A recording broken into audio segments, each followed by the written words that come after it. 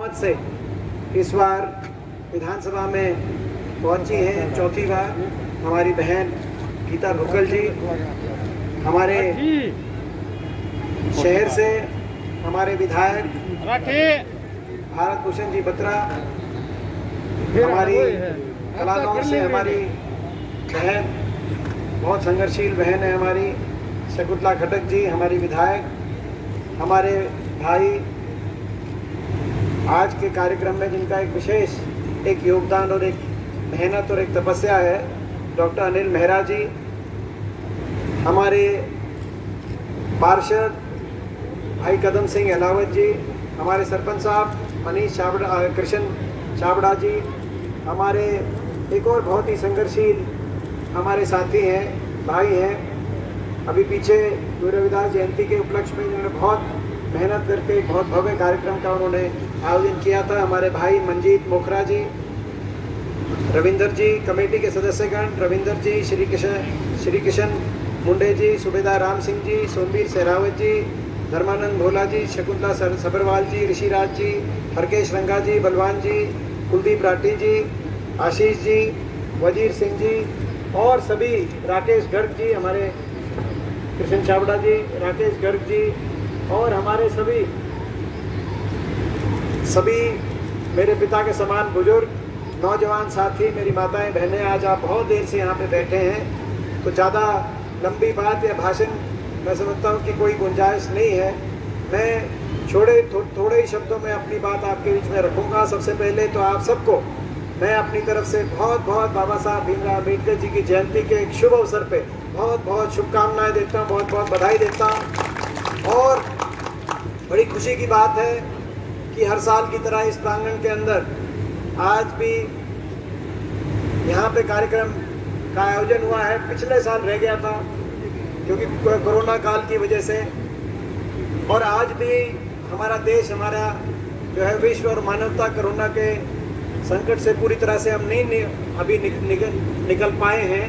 तो मैं आप सबको शुभकामनाएं भी देता हूँ। और जहाँ तक कोरोना की बात है, मैं यही आप सबसे कहना चाहता हूँ कि भाई सावधानी में ही समझदारी है, क्योंकि मैं स्वयं कोरोना से, मेरे को आपको पता है बीच में कोरोना हो गया था 2-4 महीने पहले, क्योंकि मैं जो है आपको पता है कि डेली का काम है लोगों के बीच में उस बात से, तो कोरोना से निकल के मैं आया हूँ, तो मैंने खुद उस बात जो है उस संकट को नज़दीक से देखा है। तो मैं आप सबसे यही कहना चाहता हूँ, जितना बचाव हो, बचाव में ही बचाव है, सावधानी में ही समझदारी है।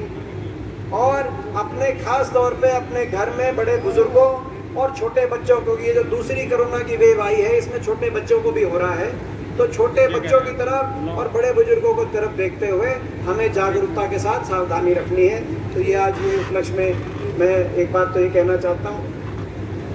और साथ में आज हम यहाँ इस प्रांगण में इकट्ठे हुए हर साल होते हैं, तो आज हम जब इकट्ठे होते हैं तो एक सोच को लेकर इकट्ठे होते हैं, जो सोच बाबा साहब भीमराव अम्बेडकर जी हमें देके गए, इस देश को देके गए, दुनिया को देके गए हैं, जो रोशनी देके गए हैं, जो आदर्श, जो जिन मूल्य, उन आदर्श और उन मूल्यों पे देश का संविधान बना, और उन्हीं आदर्श और उन मूल्यों पे हमारा देश आज टिका हुआ है। ये हमें समझने की जरूरत है। जब देश की आज़ादी 1947 में, उस समय बड़े बड़े दुनिया के राजनीतिक व्यक्तियों ने हिंदुस्तान के बारे में ये लिख दिया था या कह दिया था कि हिंदुस्तान का कोई भविष्य नहीं है।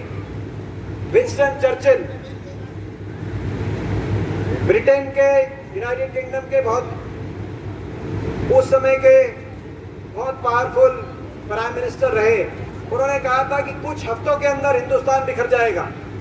इतनी विभिन्नताएं हैं हिंदुस्तान में जितनी यूरोप में भी नहीं है, उतनी भाषाएं, उतने धर्म हिंदुस्तान में है। ये मात्र कुछ हफ्तों के अंदर इस देश के टुकड़े टुकड़े हो जाएंगे।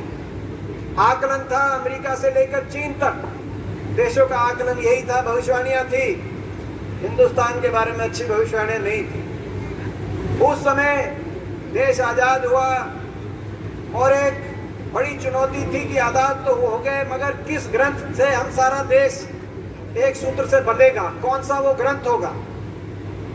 और संविधान सभा की स्थापना हुई, ड्राफ्टिंग कमेटी बनी बाबा साहब भीमराव अम्बेडकर जी के नेतृत्व में। मुझे गर्व है कि उस ड्राफ्टिंग कमेटी में 18 सदस्य थे, जिसमें बाबा साहब के नेतृत्व में नेहरू जी, सरदार पटेल, मौलाना आजाद, डॉक्टर राजेंद्र प्रसाद और उन सब के साथ हमारे इस इलाके के चौधरी रणबीर सिंह जी को भी उस ड्राफ्टिंग कमेटी के अंदर एक सदस्य के रूप में शामिल होने का अवसर प्राप्त हुआ। और उस संविधान सभा ने, उस ड्राफ्टिंग कमेटी ने 3 साल मेहनत करी और 3 साल के बाद एक देश के ऐसे संविधान को देश को दिया जो मैं मानता हूं दुनिया का सबसे खूबसूरत किताब। 3 आदर्शों पे, 3 सिद्धांतों के आधार पे जो देश का संविधान दिया, जो बाबा साहब कहते थे 3 सिद्धांत। पहला सिद्धांत बराबरी, एक कलम से बराबरी।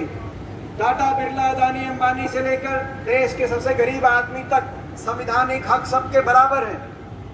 ये एक ऐसा सच जो ईश्वर ने, जब कोई बच्चा जन्म लेता है तो हर बच्चा बराबर होता है, ये ईश्वर ने एक सच को, एक प्राकृतिक सच है, मगर उसको संवैधानिक रूप में लागू करने का काम। पहला बराबरी।